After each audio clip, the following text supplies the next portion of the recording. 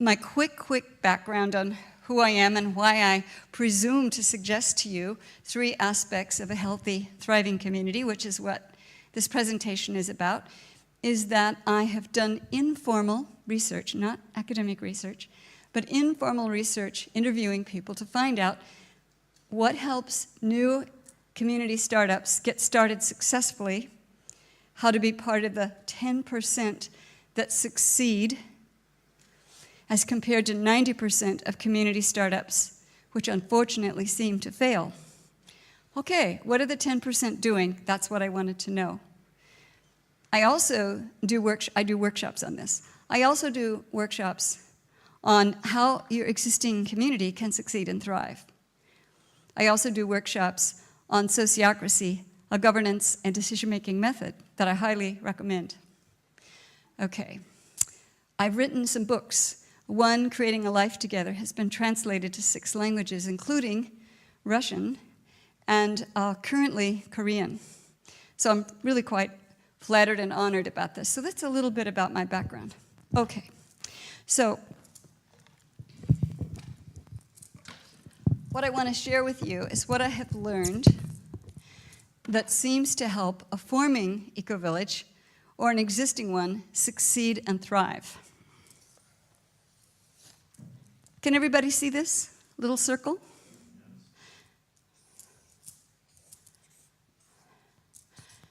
So I think there are 3 things. I'm going to put a secret little section here and get to it last and tell you what this is too after we continue. Okay. Usually this is an hour presentation with lots and lots of participation from the people, but I'm going to go really fast so I can fit this into the remaining 7 minutes. I hope that's fine with you. I'm just going to buzz on through. When I do this in workshops, generally people who have lived in community for a while recognize it. And they say, yeah, that's right. And generally when I do workshops and I ask people, what do you remember the most? It's this. This has turned out to be quite popular. I hope you find it useful and helpful. Okay, what things help a community thrive? I'm going to start with the second one, which I call community glue, or community spirit, or that sense of us, that sense of well-being that we together have, that sense of a greater we than just myself. And community glue is achieved by shared, enjoyable activities. Well, people who live in eco-villages and other kinds of intentional communities know exactly what that is.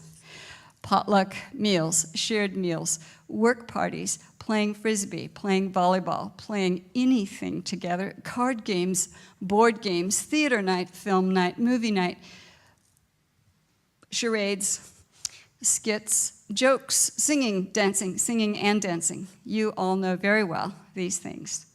Shared enjoyable activities tends to help each of us produce something that you will probably recognize, oxytocin.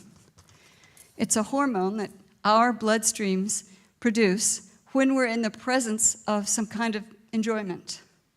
And it tends to create a feeling of trust and gratitude to the people and with the people we're having this shared enjoyable activity with. So let's say we're playing volleyball, like we do at my community at Earth Haven, an eco-village in North Carolina. Everybody is rooting for everyone. There's competition, but there's also helping and cheering for the other side. It's a very cooperative kind of volleyball. It's wonderful fun. People love it. They walk home in the dusk of the summer evening from the volleyball game on the green, beaming and smiling. Why? They're filled with oxytocin and a feeling of connection to those playing on their team, the other team, and the people watching. Oxytocin produces trust and gratitude. Trust and gratitude produces oxytocin. Shared enjoyable activities are hugely significant and important for happiness in community. It's necessary. When people are going to start a new community, this is what they think of usually. But there's 2 other things. good process and communication skills. When people don't live in community, they don't know they need this. After they've lived in community a while, they absolutely know they need this. Is that your experience if you live in community? Okay. Good process and communication skills. I'll just do that. I used to have a whole list of things I recommended, but now I only recommend 2 things, and I won't say too much about this so we can move on. NVC, nonviolent communication. I highly recommend it for general communication.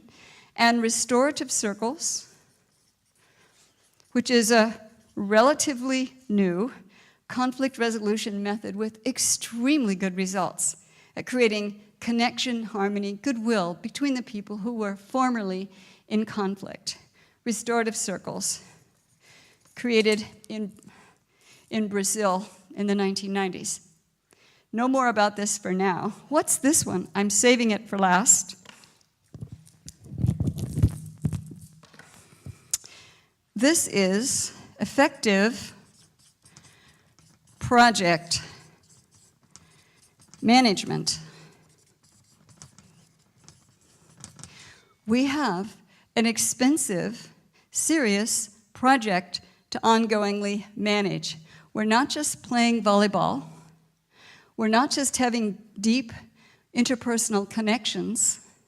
We have to actually pay the bills, keep track of our agreements, make sure our agreements are available to everyone. Thank you.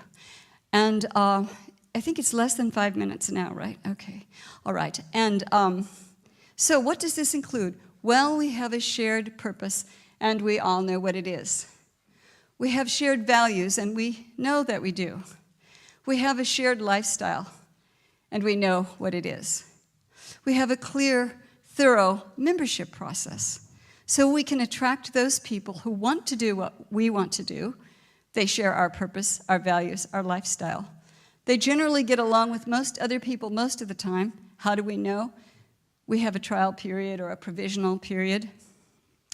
And we understand that they need to be people who want to do what we want to do and don't want to join us and then later wipe it out, which does happen sometimes. I see some nodding heads. I'm sorry that has happened to you, but it's pretty common. Okay. We also need to have ways to help our members, time to get up, stay accountable to our agreements. What? You mean people would break the agreements that we have made? Does this ever happen in communities? All the time. We need to have gentle, courteous ways that are not like mainstream culture to induce our members to come into compliance with what we together have decided. Of course, we have to have clear agreements too. So what's this in the middle? Aha. I did that on purpose. Governance, which is the structure of how we know which groups are doing which tasks, which roles, which authorities and responsibilities, how much money is being spent, how we manage our time, our money, and our labor. This is drops of sweat, labor. How do we manage that? How do we keep track of it? And one of the pieces of governance is our decision-making method. Decision-making is not governance, it's a part of governance. Governance is not decision-making only, it includes decision-making. Effective project management, in my experience, happens through this one. If our governance is working well, we will manage our project well. If we manage our project well, we're creating community glue and oxytocin just by the fact that things aren't going wrong at a big and basic level. When we have a lot of community glue, it's like a bank account or an immune system for our community, which means that we can draw upon it like we had credit in the bank. When we have conflict, the conflict isn't as big when we have lots of community glue.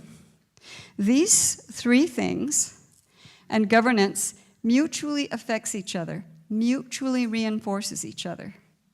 If we have too few of something, if we have not very good communication skills, we never did learn NVC, we don't do restorative circles, we just talk the way we already always do. We haven't learned special skills for being in community where we're always influencing each other.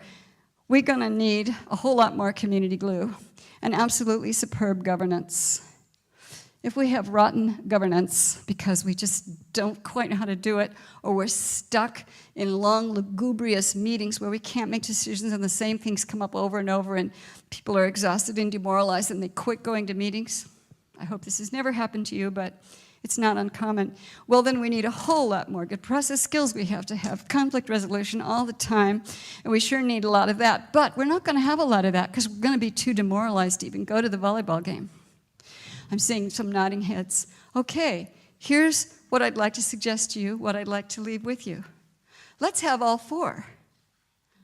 Why not be abundant, rich, and wealthy in all the things that help a community succeed and thrive? Now, one last quickie. What is this? This is an annual line item in our budget for getting training in the things that will help us grow and thrive as a community. Perhaps it's permaculture design. Perhaps it's land use planning help with a consultant. Perhaps it's learning restorative circles or NVC with a trainer. We certainly don't need help with this. We already know how to do this. Perhaps it's a governance method. I recommend sociocracy. I'm also very fond of holacracy. Both of them are whole system methods with a governance structure and different meeting processes that work together beneficially. I recommend sociocracy because it's more available, it's more open source, it's more easy to learn. Holacracy is created for, marketed to, and priced for corporations. And this is us, the community folks, the eco-village folks, so that's why I recommend sociocracy. If a group uses consensus and wishes to continue using consensus, I suggest the in-street, in like the letter in, consensus method. Email me and I'll send you a handout about it. If you're interested in sociocracy, email me and I'll send you a handout about it. Here's my email, diana@ic.org. Thank you so much for your kind attention.